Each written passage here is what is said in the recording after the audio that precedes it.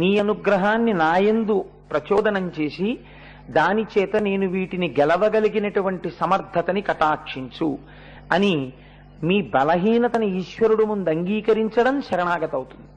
అందుకే ధూర్జటి కాళహస్తీశ్వర శతకంలో రోషీరోయదు కామినీ జనుల తారుణ్యోరు సౌఖ్యంబులన్ బాషీబాయదు పుత్రమిత్రధన సంపద్భ్రాంతి వాంఛాలతల్ కోశీ కోయదు నా మనంబకట నీకున్ ప్రీతిగా సక్రియల్ చేసీ చేయదు దీని త్రుళ్ళనచవే శ్రీకాళహస్తీశ్వర అని అడిగాడు. అది లొంగినట్టుంటుంది, లొంగకుండా పోతుంది. దాన్ని ఎంత అందంగానో ఇప్పటికీ సుఖం చాలన్నట్టుంటుంది, మళ్ళీ సుఖాలను అడుగుతుంటుంది. భగవంతుడి సేవ చేసినట్టుంటుంది, యామరిపోతుంది. ఇవన్నీ ఏమిటని వైరాగ్యం పొందినట్టుంటుంది, మళ్ళీ సంసారం వైపుకు పరుగులు తీస్తుంది. ఎంత ప్రయత్నించినా నీ పాదముల వైపు ఉన్ముఖము చేయలేనటువంటి నా బలహీనతను గుర్తిరిగి ఈశ్వర నీవే నన్ను నీవాడిగా స్వీకరించు అని చెప్పడమే శరణాగతి. అందుకే శ్రీ విశ్వనాథం శరణం ప్రపద్యే, ఓ విశ్వనాథుడా నీకు నేను శరణాగతి చేయుచున్నాను అని అప్రార్థనా శ్లోకాన్ని ప్రారంభం చేస్తారు. సనాతన ధర్మమునందు జన్మించినటువంటి ఏ వ్యక్తికైనా జీవితంలో తప్పకుండా ఉండే కోరిక ఏమిటంటే ఒక్కసారి కాశీ వెళ్ళాలని, ఒక్కసారి కాశీ వెళ్ళాలని, ఒక్కసారి ఆ గంగలో స్నానం చెయ్యాలని, ఒక్కసారి ఆ విశ్వనాథలింగాన్ని 2 చేతులతో ముట్టుకోవాలని, ఒక్కసారి ఆ అన్నపూర్ణమ్మ దగ్గరికి వెళ్ళి నమస్కారం చెయ్యాలని, ఆ విశాలాక్షి తల్లి దేవాలయానికి వెళ్ళి అమ్మ తన విశాలమైన కన్నులతో ఈ లోకాన్నంతటినీ ఎలా పరిపాలన చేస్తోందనేటటువంటి విశేషాన్ని, అమ్మ కన్నులలో కారుణ్యాన్ని ఒక్కసారి దర్శనం చెయ్యాలని కోరిక లేనటువంటి వాడు సనాతన ధర్మమునందు ఉండడు. ఎక్కడ పుట్టనివ్వండి, ఎక్కడ ఉండనివ్వండి, జీవితంలో ఎవరికైనా ఉండే కోరిక ఏమిటంటే ఒక్కసారి కాశీ వెళ్ళాలని ఉందంటారు. అసలు కాశీ నేను రానన్నవాడు కానీ, కాశీ వెళ్ళనన్నవాడు కానీ మీకు ఉండడు. కాశీ పట్టణానికి వెళ్ళి ఆ విశ్వేశ్వరుణ్ణి దర్శించాలన్నది సనాతన ధర్మమునందున్నటువంటి ప్రతి వ్యక్తికి ఉండేటటువంటి కోరిక. అంత గొప్ప కాశీ పట్టణం ఎందుకంత ప్రఖ్యాతి వహించినది మీరు చూడండి. ఇప్పటి వరకు మీరు కొన్ని జ్యోతిర్లింగములను గురించి విన్నారు. సౌరాష్ట్రే సోమనాథంచ, శ్రీశైలే మల్లికార్జునం, ఉజ్జయిన్యాం మహాకాళమోంకారమమలేశ్వరం. వీటిలో మీకు ఆ వెలిసినటువంటి స్వయంభూ లింగము యొక్క గొప్పతనం ఉంది. లేదా నిన్నటి రోజు విన్నప్పుడు త్రయంబకేశ్వర చరిత్రలో ఒక మహానుభావుడైనటువంటి గౌతముని యొక్క తపస్సు చేత ఒక నది ప్రవహించినటువంటి ఘట్టం ఉన్నది.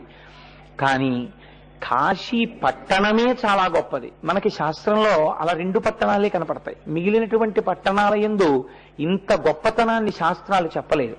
2 ఆ 2 పట్టణాలే, 1 కాశీ, 2 అరుణాచలము. ఉత్తర భారతదేశంలో కాశీ, దక్షిణ భారతదేశంలో అరుణాచలం. వీటి యందు ప్రవేశమే గొప్ప అన్నారు. కాశీ పట్టణంలో ప్రవేశించడమే గొప్ప, అరుణాచలంలోకి ప్రవేశించడమే గొప్ప. ఈశ్వరానుగ్రహం లేనివాడు ఈ 2 పట్టణములలోకి ప్రవేశము చేయలేడు.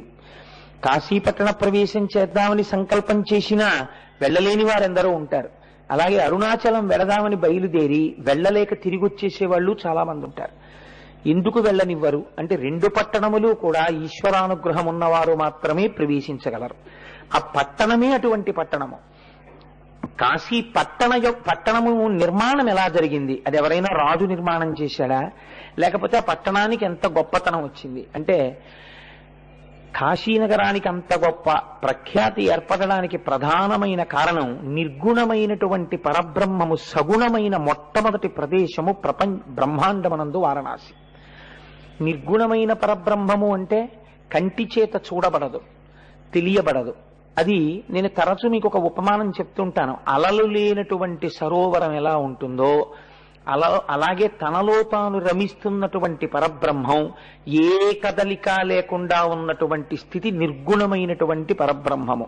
అది మాంసనేత్రము చేత చూడబడదు, దర్శింపబడదు. అటువంటి నిర్గుణమైనటువంటి పరమాత్మ ఒకానొక సమయమునందు సాకారుడయ్యాడు.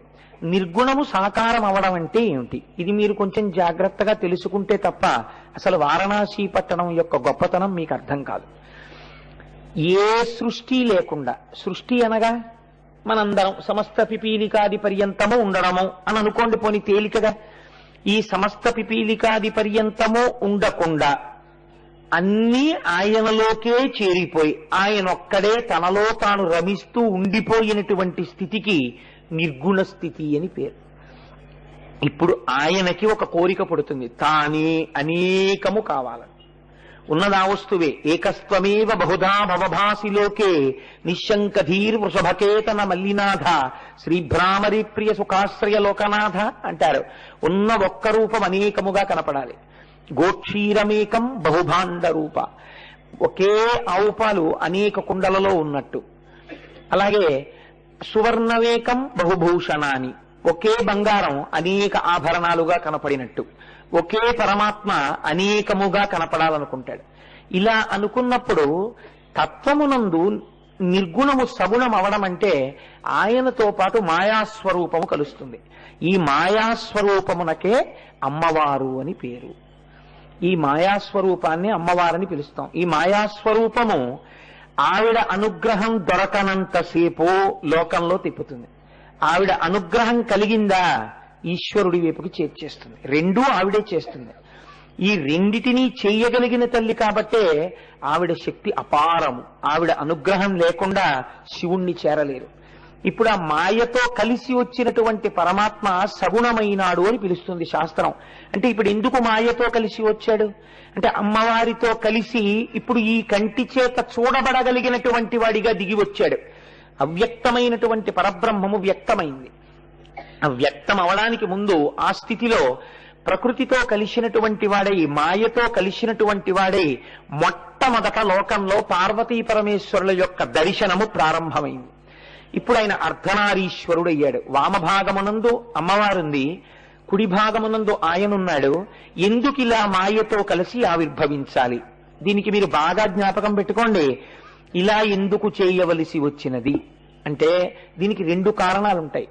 మొదటి కారణం వారణాసిలో ఇలా ఏర్పడడానికి కారణం సృష్టి జరగవలెను. అంటే ఇత పూర్వము సృష్టి లేదు, వారణాసి పట్టణమే లేదు. మీరు గుర్తుపెట్టుకోండి, సృష్టి ఉంటే కదా వారణాసి పట్టణం ఉంది.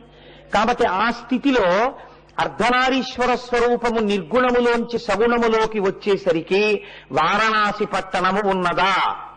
లేదు, ఏమీ లేదు, జలప్రళయం అయిపోయింది. అటువంటి సమయంలో నిర్గుణమైన పరబ్రహ్మము సగుణమై వచ్చినది. ఈ సగుణమైన పరబ్రహ్మమును ఎవరైనా దర్శనం చేశారా? అప్పటి వరకు చూసిన వారు లేరు. అదే సృష్టిలో మొట్టమొదట పార్వతీ పరమేశ్వరులుగా వచ్చి నిలబడింది అంతే తత్వంలో. కానీ ఇదే అర్ధనారీశ్వర తత్వం, ఇదే సగుణ తత్వం వేరొకలా కూడా ఉంటుంది ఇంకొక స్థాయిలో. దీన్ని వ్యాస మహర్షి దేవీ భాగవతంలో ప్రస్తావన చేస్తారు. సగుణ నిర్గుణాసాతు ద్విధాప్రోక్తా మనీషిభి సగుణ రాగిభి సేవ్య నిర్గుణాతుర్ విరాగిభి అంటారు. నిర్గుణముగా ఉన్నటువంటి పరమాత్మని, అంటే ఏ రూపము లేనటువంటి పరమాత్మని కేవలము యోగులు, మోక్షకాంక్ష ఉన్నవాళ్లు మాత్రమే అలా ఉపాసన చెయ్యగలరు. అంతటా నిండిపోయిన పరబ్రహ్మమునందు మనస్సును లీనం చేస్తారు వాళ్ళు.